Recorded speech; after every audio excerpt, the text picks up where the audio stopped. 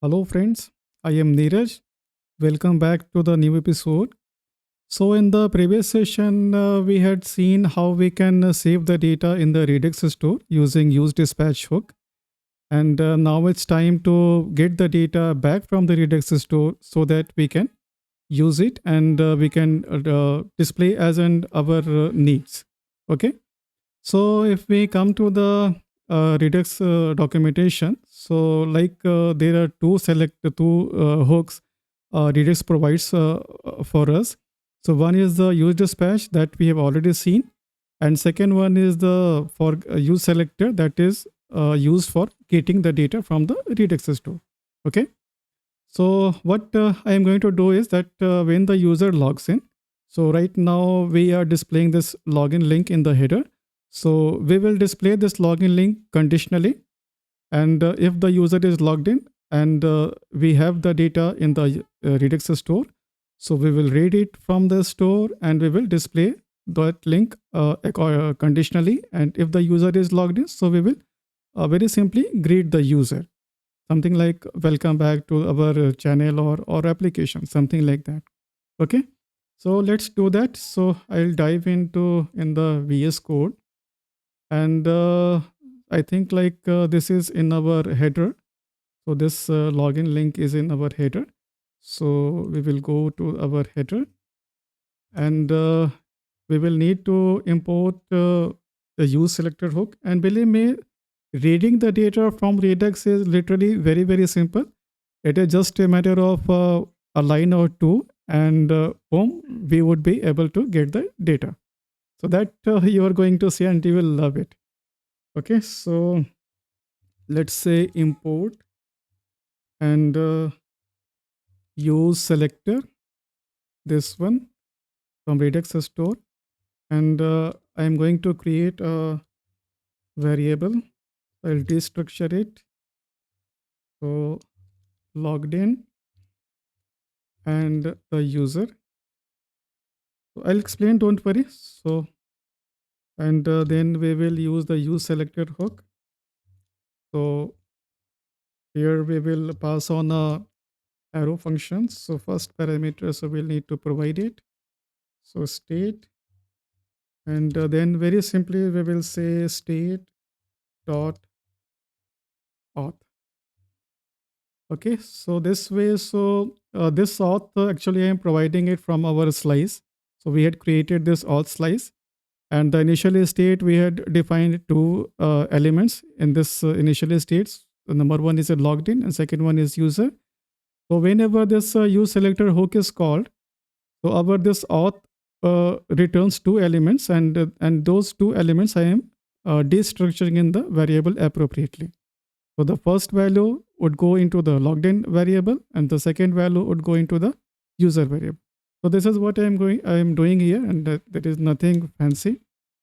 So otherwise, so we could have access the elements individually as well, just like a state.auth user and something. Okay, and here I am going to render this login link conditionally. So I'll check upon the value of logged in, and if it is true, then we will do something. Otherwise, we will do something. And if the user is not logged in, so very simply we will cut it and we will paste it here. We will display this login link. And otherwise, if the user is logged in, so we are going to greet the user. Let's say welcome back, and we will say user dot email. Okay, so let's save it. Everything looks fine. So now it's time to test it. So once again, so I'll refresh it. So we are seeing this login link. Our author store is also empty. So let's try to log in. So test and hit login. So we got this data. And also in the header part also we are getting this nice message that's welcome back and Mr. Whatever this email ID is. And the beauty is that wherever we go, if we travel to some other pages, so we are getting this data correctly as long as we don't hit the refresh button. So the moment we hit the refresh button, so our as we know that the state variables are lost. So the moment we reload the window, so until we reload the window, so we will get this data very accurately. So we would be able to access it. Okay, so here also we are getting it in the store also.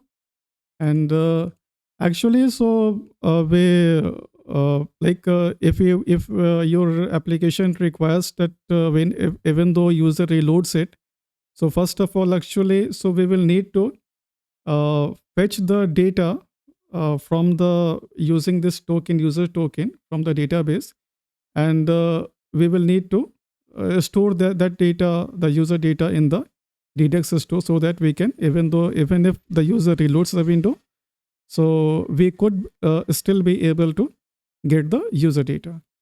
So that is I believe I mean, we all know that, and we can do that very easily. And if you want me to do that, so I will just commit in the GitHub and as a offline process, and you can check it. You can get that code from there. Okay. So that's all for this session, and I believe you enjoyed it. And if you find this something interesting, so please do consider to subscribe if you haven't subscribed yet. That will support me and that will motivate me actually. And that's all. And I'll see you in some other session. So till then, take care and happy coding.